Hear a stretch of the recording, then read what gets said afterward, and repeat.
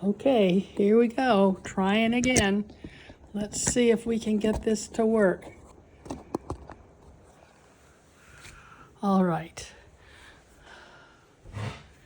Okay, here we go. We're gonna see if this is working. I'll look at it again and see if I can tell. Looks like it's going. Okay, here we are. Hello, this is Patty, the country wife from Vermont, now living in South Carolina. I hope you've had a fabulous week. I hope all has been well with you, and if you were in harm's way because of the hurricane on the East Coast, I hope that you are okay and that the repercussions were not too serious. I hear we had some rain, but it really wasn't associated with the storm. We've had rain, quite a lot of rain lately. I hope that your health is doing well. I hope that your goals for organizing your home and your life are going well. And I hope you're having enjoyable times with any handwork or crafting or hobbies that you might have, whatever they might be. I hope you have a little time every day to do them, and that every night when you go to bed, you don't look back with regret. I know for a fact that regret is a very unpleasant feeling, and regret is almost always our own fault. We don't have to have regrets. We can live without regrets. And I am working harder on living without regrets myself. So, as far as I go, our family this week has been a momentous week. Two of our grandchildren have gone to college this week. Very exciting. Wonderful time for them. Hard time for mom and dad.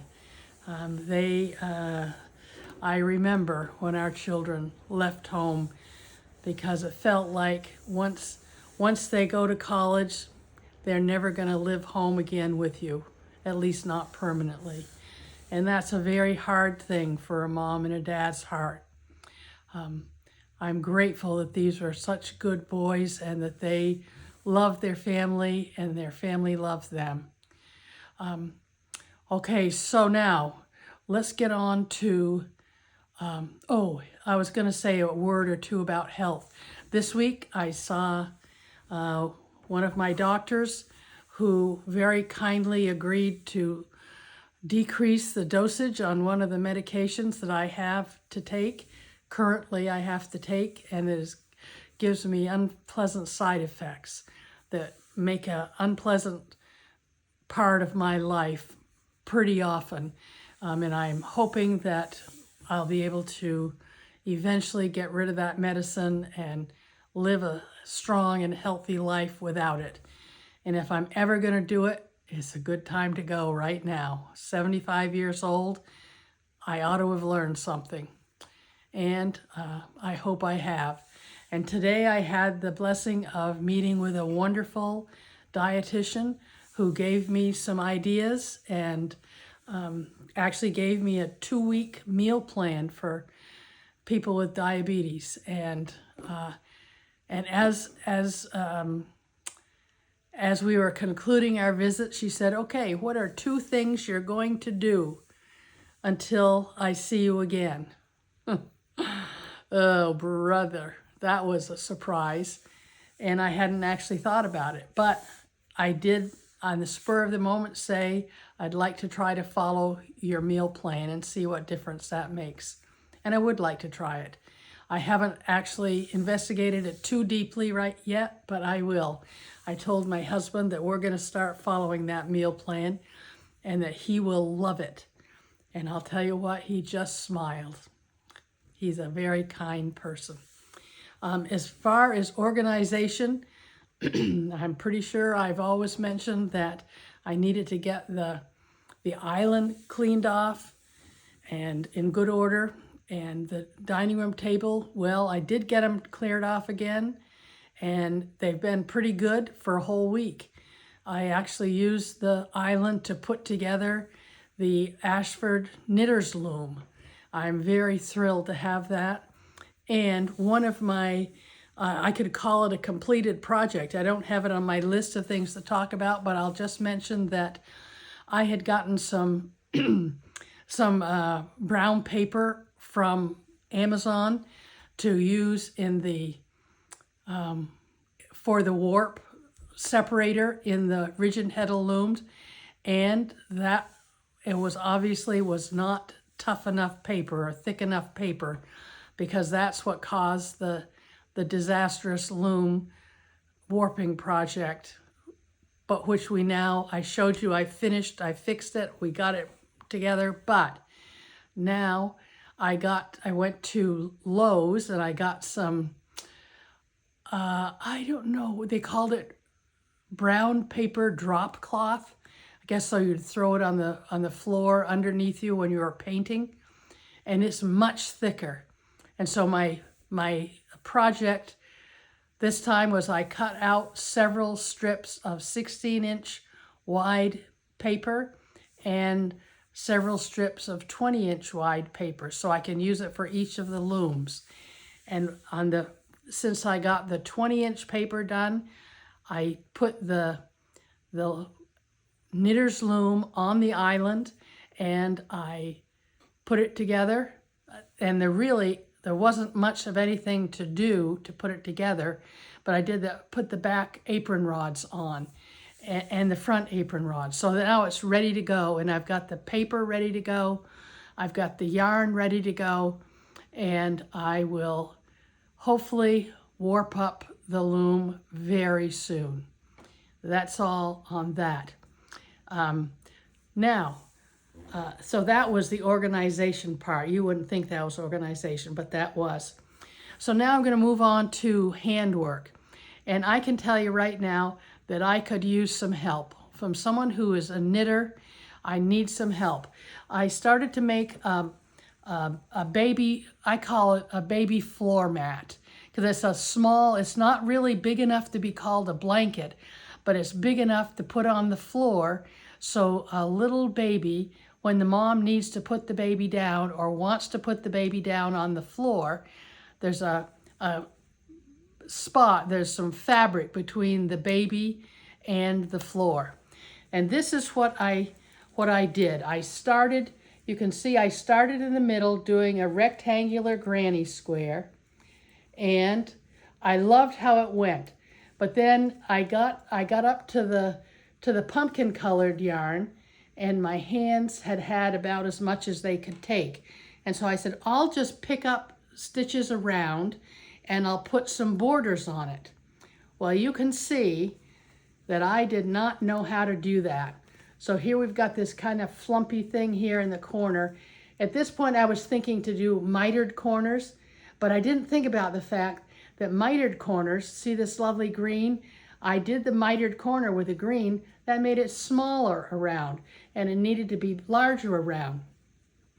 So then I said, okay, so I need to make it larger around. So here you can see I have 1, 2, 3, 4, and I started on the pink. So the 2 greens, the 2 blues, and I started on the pink, and I said, okay, that's it. I need to see if this is working, and if making the corners bigger, if that works. Well, it didn't work. So there's something that I don't have right in my brain. So you can see I've got the 2 markers there. I mean, here you can see them better here. So here's 2 stitch markers with 1 in the middle. And when I quit on this tonight and said, okay, I'm going to see if this is really working to make it enough to go around the corner. And I realized it didn't. I'd made 2 stitches, increased 2 stitches on either side of the 1 in the middle. And now I'm thinking maybe I should, instead of putting stitches around the outside, I should just increase the stitch in the middle. Anyway, somebody who knows what they're doing on borders and things like that, please tell me. I need to know. This was supposed to be for a baby gift, and I'll tell you right now, I thought I was going to be able to give it to him anyway. I'm not. So that is not a finished project, and it's not even It's not even a decent work in progress. Here on the other hand is a little granny square. So I now have, I made a total of 2 granny squares this week. One was this beautiful yarn that is in the middle here, and that's a beautiful granny square. I love this yarn. It's a Hobby Lobby. I love this yarn, and I do love it. It's beautiful. So I got that and that done. A finished project this week. I finished the Cory cap, and it's ready to go. I'm thrilled to have finished it. This is the one I told you I was going to show you how to make right twists and left twists. Well, that video didn't happen, and as you will recognize, last week I had some issues with videos. So anyway, this was knit with Junction Fiber Mill from White River Junction, Vermont. Their farm fresh yarn, and it was Peggy Allen's, oh, I can't remember the name of her farm, Savage Heart Farm, Corydale, and it's beautiful yarn. I loved working with it, and as I was going up, the yarn was getting smaller and smaller, and I thought, oh dear, yarn chicken, oh, I hope I have enough. Well, there's 3.7 grams of that skein of yarn left. So I won at the yarn chicken this time. I'm thrilled with that. I tried something different this week. Our granddaughter's got a birthday very soon, and I was gonna make her a card. I used to make cards using jelly plates. I don't know if you know anything about jelly printing, but I love to do it, and you never can make 2 that are the same, and it's beautiful. I love throwing paint on the jelly plate and putting the cards on and see what you get. It was beautiful. Well, I watched a few videos this week, and they talked about, well, here's one that I tried painting. It looks kind of like a kindergartner's work, you know, and it really is. I mean, that's about my painting skill. But I saw one, well, not one, I saw several paintings where people would put a drop or quite a few drops in different colors of watercolor paint on watercolor print. And then they would take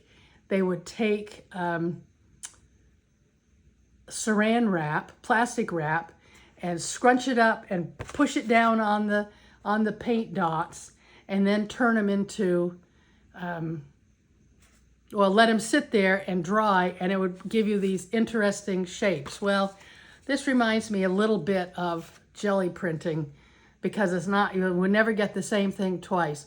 This is also very kindergarten-y, but you know what? I have no shame. I'm going to turn these into cards, and I've got 2 people to send them to, and I'm going to do that just because I want to get it done.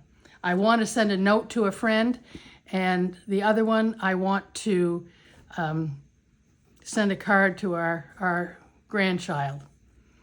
Okay, next thing. Last week I showed you the beautiful purple lavender fiber that I made a bat and put it on our drum carder, and this is the first of the yarn that I've made.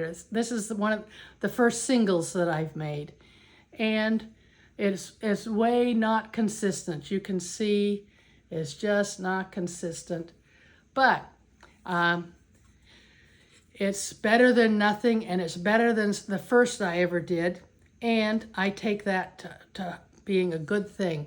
And on Monday, I'm going to get to meet with my spinning teacher, and we're going to start again, and hopefully I will get it together.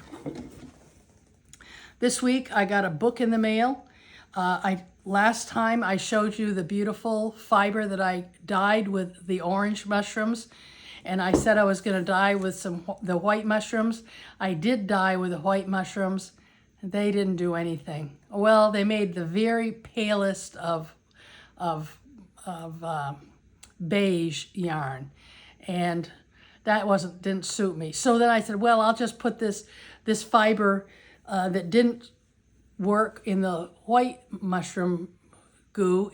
I put it in the dye pot with the orange mushrooms, and I let it sit overnight, and it still wasn't anything. And then I realized after the fact that I needed to have heated the fiber with the dye in the dye pot the second time. And I can't remember. I think the fiber is still sitting in the dye pot, and I better heat it up and see what I can do about it. But anyway, here's a book called All That the Rain Promises and More, a hip pocket guide to Western mushrooms by David Aurora. And it's a pretty good book. This isn't, I don't live in the West, but a lot of these mushrooms look like the same ones that I had here in our lawn. And if the Picture This app is correct, they're the same ones. So I was able to use them. I was very happy to do that. And one more completed project, and then one acquisition, and I'm calling it good for today. Because as you can probably see, I'm doing this at nighttime and it's bedtime, but I still want to do this. Here I've got 2 more little chickies. I'm so happy with them. They're very cute, and I have to tell you that I learned something by a fluke, that the reason you're supposed to put these together, wrong sides together, and stitch these together here to make this like a tail. So you've got the tail there. Well, this particular bird has problems, and I did not put on the red fluff on the head, the comb, and I didn't put the wattle on, and I'm not going to. I think they look cute just the way they are. This one, you'll note there's not that thing. You'll note the beak is better. This is a much better beak. And you'll notice that there's this wonderful line around. We don't have that on this one. And that is because this guy, I put the eyes in and I did the beak and put the eyes in wrong side out. Oh, can you believe it? But I did. So I said, okay, that's it, no problem. It still looks fine. You know, it's not like it's anything of value, but anyway, that guy is done. The pink one is done. I'm happy with him. Another finished project. I like finished projects. Okay, and here is the final thing. I had forgotten, a box came in the mail. My husband brought it in to me. He said, you got a box. I said, oh, really? I couldn't remember ordering anything. I mean, I'm always ordering something, it seems like. I don't mean to, but I do. Well, this is the box. It has a nice box, and look at the box. I hope you can see that. It's beautiful fiber that I'm going to be able to spin. This one here is Zwartbles and Romney. Isn't that, it's beautiful. It's just so beautiful. And this one is Merino. And this one, all the colors in this are merino and silk and something else. Let me see if I've still got the little,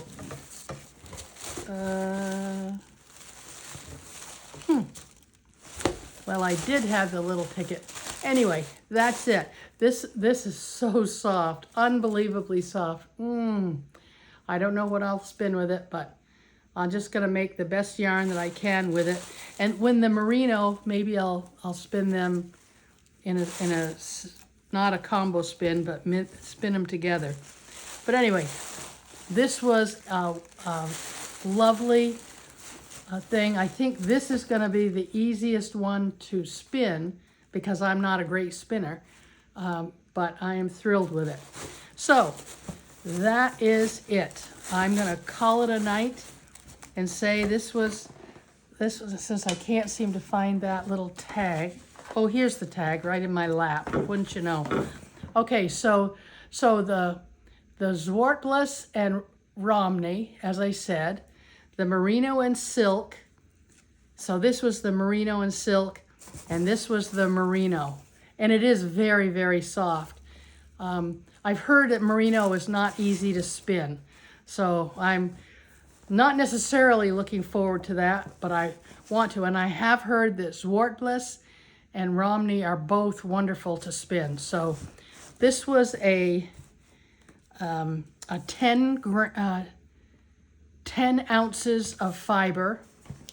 And this company is the Wild Wool Farms in Washington State. And you can get a box like this, but different. They send you, they choose what you're gonna get. And when I ordered it, when I said I'd like to order it, I said I really like purple, and so they gave me purple. But they have tons of different colors. They hand dye this, and it's beautiful. So that is it. It is time to call it a day. I hope that you are in good shape, that your next week goes well, and as you try to do better next week, just like I'm going to try to do better next week, I hope we're both successful. I hope we're all successful in doing a better job and making progress on all of the things we are working on. So do good, be good. Let's do it now together. Thank you so much, and have a wonderful week. Bye now.